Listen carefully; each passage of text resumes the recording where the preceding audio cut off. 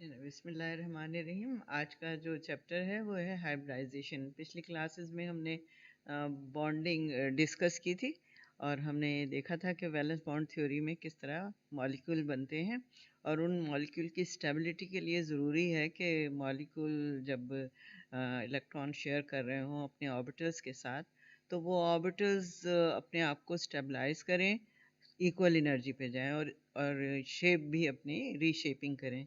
इसी को हम हाइब्रिडाइजेशन कहते हैं और इसकी हमने कल पिछली क्लासेस में डेफिनेशन डिस्कस कर ली थी। आज हम इन जो हाइब्रिडाइज ऑर्बिटल बनते हैं इनकी मिक्सिंग कोफिशिएंट डिस्कस करेंगे। अच्छा, इसमें पहली चीज़ ये है कि mixing of valence shell orbitals, यानी यहाँ सिर्फ वैलेंस शेल ऑर्बिटल मिक्स होंगे, बाकी कोई ऑर्बिटल मिक्स नहीं होंगे। Having electron pairs, bond pairs plus lone pair. Electron pairs में दो तरह के आपके पेयर्स हैं, बॉन्ड पेयर हैं और लोन पेयर हैं। ये भी हम पहले डिस्कस कर चुके हैं।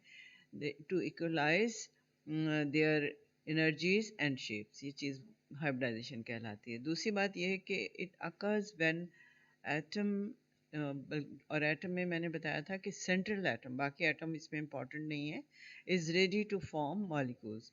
Hybridization result in stability having minimum repulsion and maximum distance from each other। और यही stability है, जब minimum repulsion होगी तो most stable होगा और distance जब maximum होगी तो खुद ब खुद minimum repulsion होगी। For example, अब इसमें पहली एग्जांपल हम ले लेते हैं sp हाइब्रिडाइजेशन की, that is the simplest example. और इसमें एक s और एक p ऑर्बिटल वैलेंस शेल का आपस में मिक्स होता है और फिर वो दो sp हाइब्रिडाइज ऑर्बिटल बना देते हैं। इसकी फिगर आप देख लें, s ऑर्बिटल px ऑर्बिटल, और जो दो बनते हैं उसमें एक s कैरेक्टर है, इसलिए मैंने एक को राउंड बनाया है, और एक p कैरेक्टर है।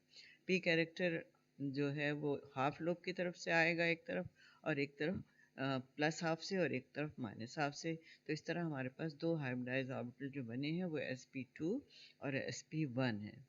अच्छा, उसके बाद जब ये दोनों अपने आप को एक ख़ास मैक्सिमम डिस्टेंस पे अरेंज करेंगे तो sp2 में सिर्फ दो हैं तो वो 180 के एंगल पे आएंगे। फॉर एग्ज़ाम्पल, अगर हम BeH2 का मॉलिक्यूल बनाएं और उस BE में एक हाइब्रिडाइज ऑर्बिटल के साथ एक H लगाओ और दूसरे के साथ दूसरा H, तो वो दोनों एक दूसरे से मैक्सिमम डिस्टेंस 180 एक्वायर कर सकते हैं।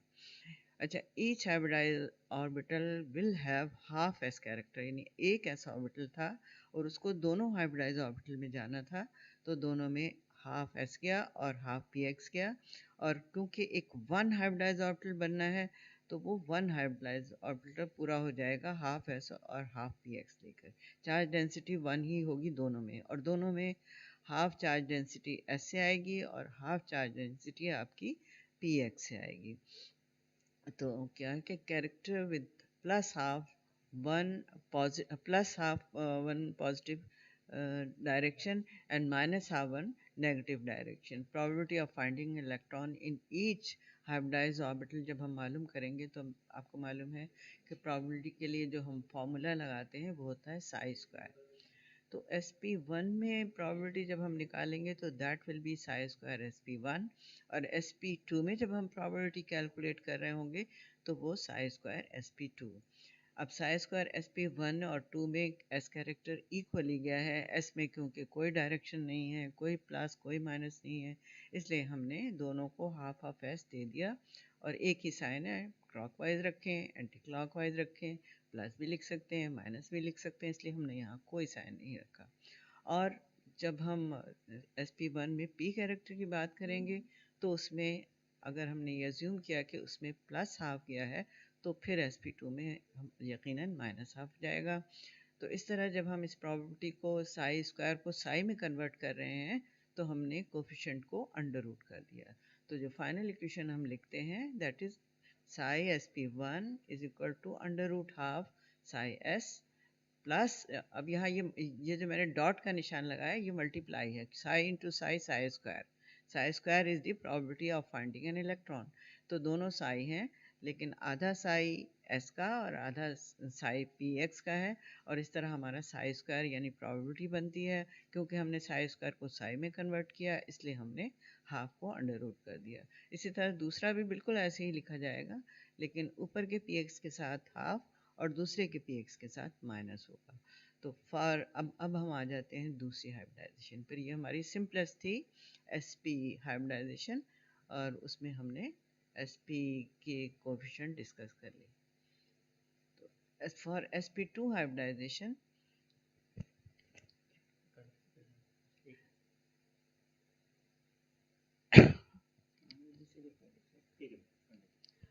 अच्छा, now for S P two hybridization इसके हम एग्जाम्पल ले लेते हैं BH3 की। सिंपलेस्ट एग्जाम्पल स्मॉलेस्ट एटम के लिए हमने, ताकि कोई कॉम्प्लिकेशन ना हो।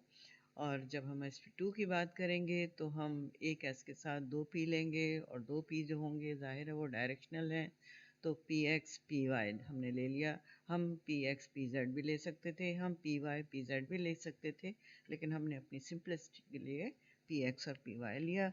और ये तीनों जब मिलेंगे तो तीन एक जैसे हाइब्रिडाइज ऑर्बिटल बनाएंगे 3sp2। शेप इनकी बिल्कुल एक जैसी होगी, लेकिन एक दूसरे से मैक्सिमम डायरेक्शन पर होंगे। चनाचा एस हमारा स्फेरिकली सिमेट्रिकल है, फिर हमने एक्स ऑर्बिटल लिया और एक वाई ऑर्बिटल लिया। हमने ये जो एक डायरेक्शन को एक्स समझा और एक को वाई। अब ये तीनों जब अरेंज होंगे तो ये एक्स और वाई में अरेंज होंगे, यानी प्लेन जो होगा वो एक्स वाई प्लेन होगा, क्योंकि हमारे पास जो पी ऑर्बिटल हैं वो पी एक्स और पी वाई हैं। तो that will be a planar arrangement. और प्लेनर अरेंजमेंट में जब तीन हाइब्रिडाइज ऑर्बिटल अरेंज होंगे तो वो ट्राइगोनल प्लेन बनेगा। और ट्राइगोनल प्लेन में आपको पता है कि जब तीन कॉर्नर्स जो होते हैं वो सब 120 डिग्री पर होते हैं। ये हम सब क्लास में पहले डिस्कस कर चुके हैं बहुत डिटेल में। तो इस तरह अब हमारे पास ये तीन हाइब्रिडाइज ऑर्बिटल हैं, sp2 1, sp2 2 और sp3 1। और डायरेक्शंस जो हमने लिए हैं एक्स डायरेक्शन और वाई डायरेक्शन ऑर्बिटल के हिसाब से वो हमने यहाँ रखी।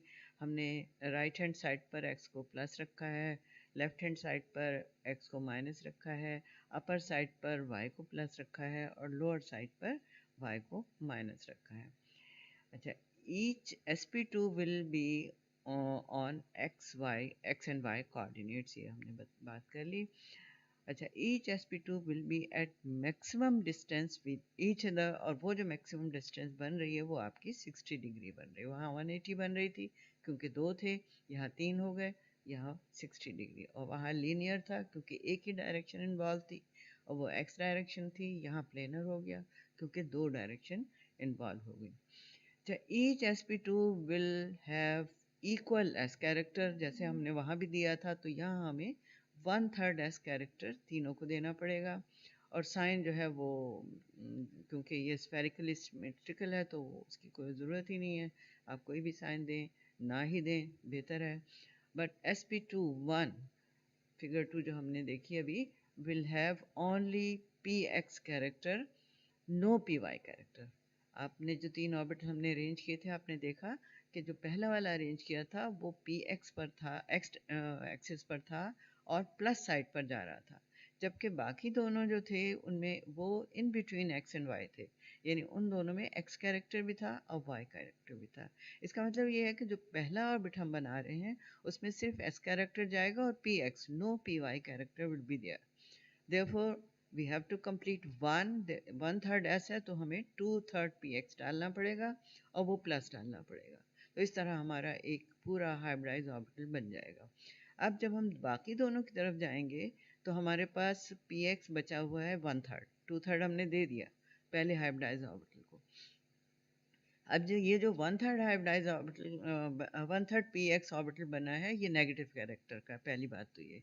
दूसरी बात ये कि ये दोनों में इक्वली डिवाइड होगा, sp2 2 में भी और sp2 3 में भी, क्योंकि दोनों एक्स एक्सिस से इक्वली दूर हैं। जो भी एंगल बन रहा है बिल्कुल इक्वल है।